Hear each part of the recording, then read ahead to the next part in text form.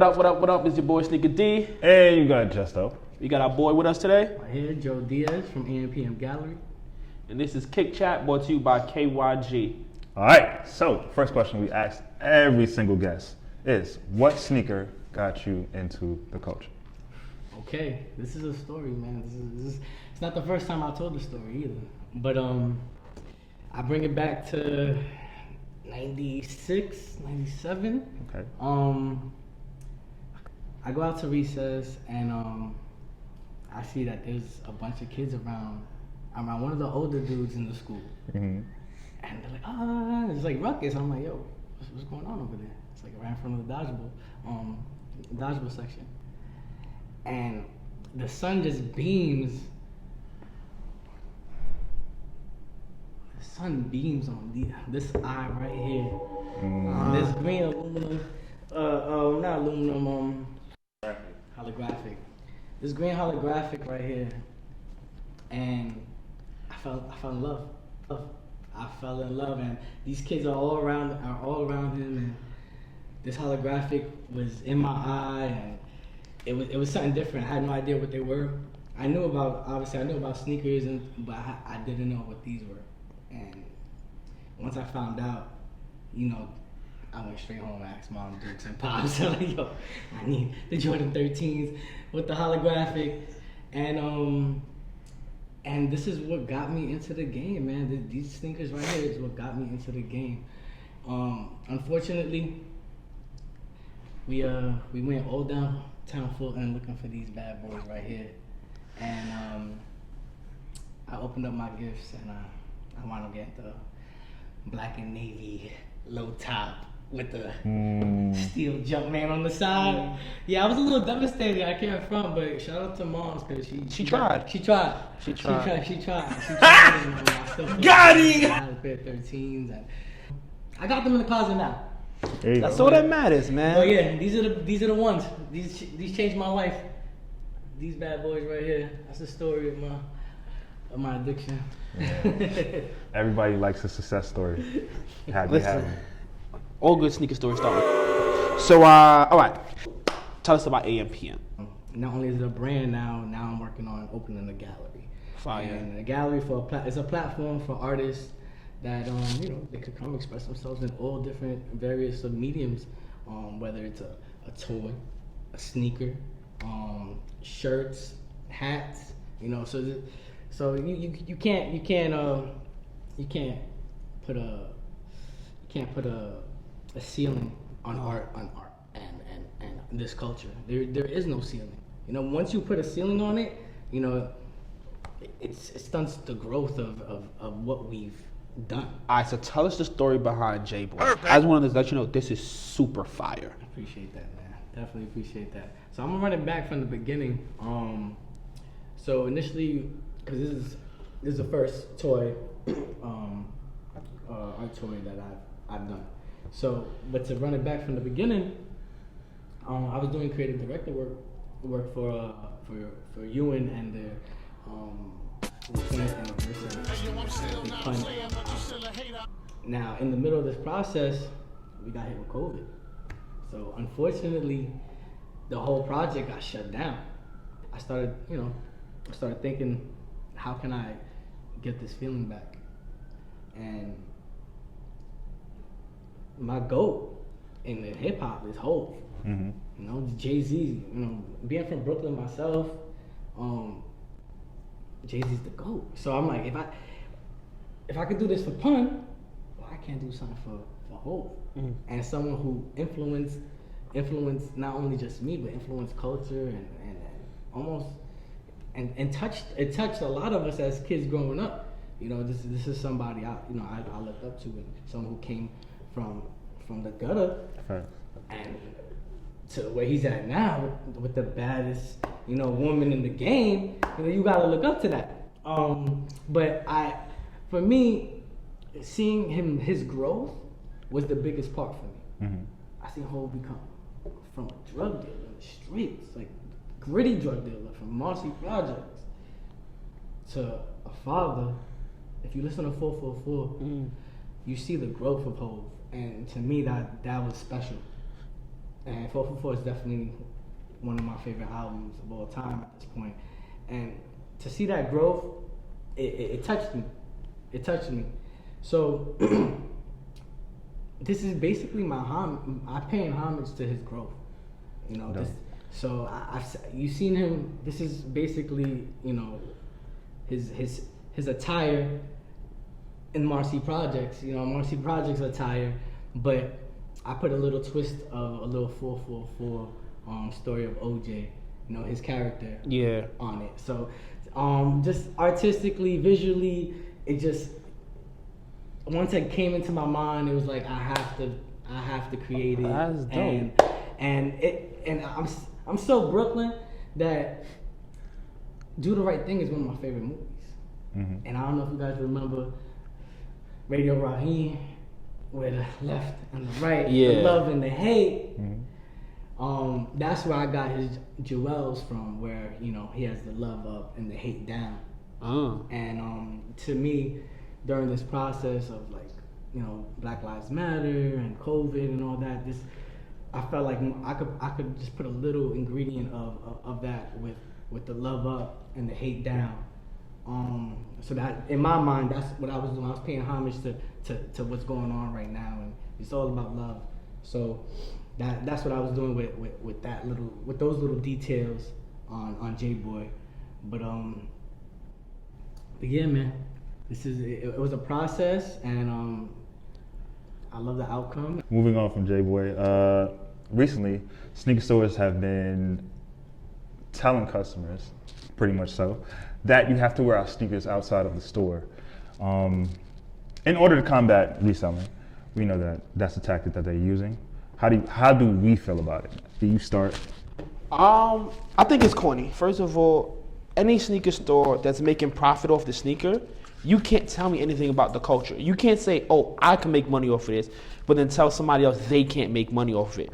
Once I paid whatever that set price is that you had, you can't tell me no more like what to do with my product. If you want to talk about sneaker stores that did things for the culture, let's go back to Union when they dropped the Jordan 4s, how they went to frontline workers and they gave them pairs for free. Now, if I'm giving you something for free, I could say, yeah, throw it on your feet so it's not getting resold, because that's for the culture. Well, for me, I enjoyed the idea that they're trying to combat reselling. I just don't feel like you have to tell the person when to wear their sneaker. Like, the idea is great. The way I always say, it's not what you say, it's how you say it. So to say, all right, this is for the culture, but you have to do this, like, takes away from it being for the culture. Coming from a retail perspective, which, you know, I was a general manager of a sneaker store before. Mm-hmm.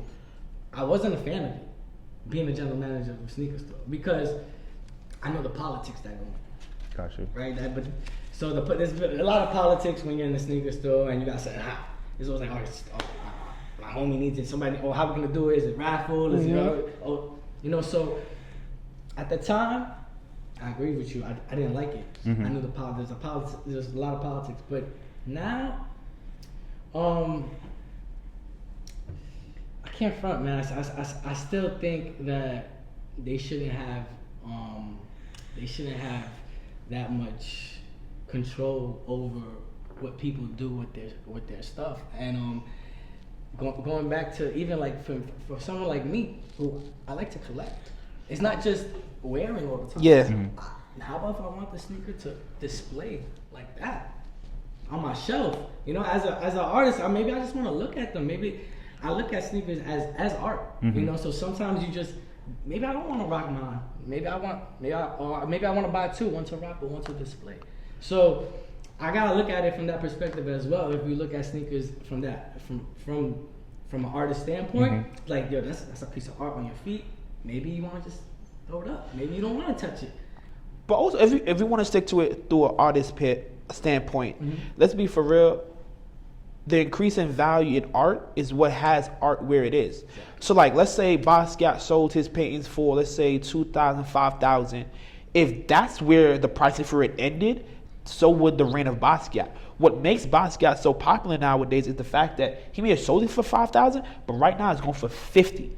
If it wasn't going for 50, then his reign would have been done. Sure. So therefore, you can't tell somebody they cannot do with what if they own something, you cannot tell them what they could do with it.